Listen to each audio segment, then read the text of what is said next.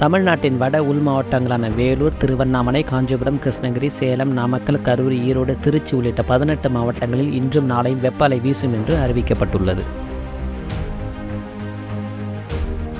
ஒப்புகைச் சீட்டு வழக்கில் 2 வாதங்களை கேட்ட உச்சநீதிமன்றம் தீர்ப்பை அதிரடியாக ஒத்திவைத்தது. சந்தேகத்தின் அடிப்படையில் உத்தரவு பிறப்பிக்க முடியாது என நீதிபதிகள் கருத்து தெரிவித்துள்ளனர்.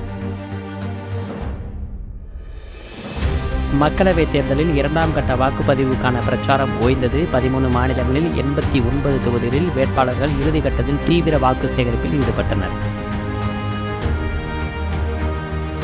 கோட்டக் மஹிந்திரா வங்கி புதிய கிரெடிட் கார்டு விநியோகிக்க RBI தடை விதித்துள்ளது. விதிகளை பின்பற்றாததால் ஆன்லைன், மொபைல் பேங்கிங்கில் புதிய கணக்குதாரர்களை சேர்க்கவும் தடை விதிக்கப்பட்டுள்ளது.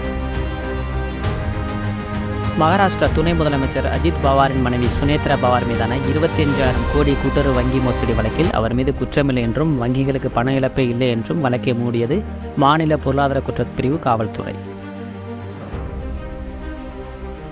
TNPSC குரூப் 1 தேர்வுக்கான தேதி வெளியானது. துணை ஆட்சியர், DSP உள்ளிட்ட பதவிகளில் 90 காலி பணியிடங்களுக்கான குரூப் 1 முதல்நிலை தேர்வு ஜூலை 13ஆம் தேதி நடைபெறுகிறது. காங்கிரஸ் அரசு அமைந்தவுடன் ஜாதிவாரி கணக்கெடுப்பு நடத்துவோம். இது எனக்கு உத்தரவாதம்.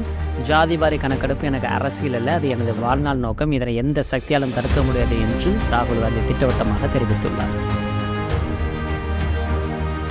உடல் பருமனை குறைப்பதற்காக கொழுப்பு நீக்க அறுவை சிகிச்சை செய்ய சென்ற இளைஞர் ஹேமச்சந்திரன் சிகிச்சை தொடங்கிய 15 நிமிடங்களில் மாரடைப்பு ஏற்பட்டு உயிரிழந்தது சோகத்தை ஏற்படுத்தியுள்ளது.